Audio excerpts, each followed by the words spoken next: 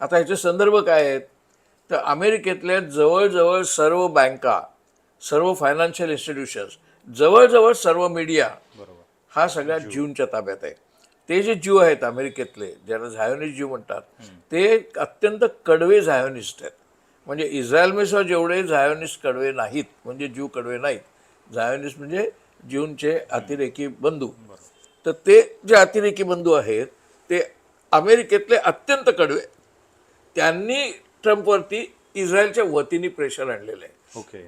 त्याच्यामुळे त्या ज्यूंच्या विरोधामध्ये जे तिथले ख्रिश्चन कॅपिटलिस्ट आहेत, धर्माच्या अर्थाने नाही, पण जे ज्यू नाहीत, असे जे तिथले भांडवलदार आहेत किंवा मिलिटरी इंडस्ट्रियल कॉम्प्लेक्समधले लोक आहेत किंवा पेंटागॉनमधले आहेत, त्या सगळ्यांचा ह्या ज्यू लॉबीला तेवढा पाठिंबा नाही आहे. ओके. त्यामुळे त्यांच्याकडे पूर्णपणे आता स्प्लिट झालेला आहे.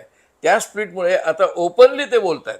हो. आता तो हेगेसेट सगळे म्हणजे जाहीरपणे म्हणायला लागले की युद्धच व्हायला नको होतं. सर्वे पण CNN सर्वे पण आला सीएनएनचा, पण सीएनएनचा सर्वे मीडिया त्यांच्या ताब्यात असूनही आला, याच्यावर लक्षात येईल.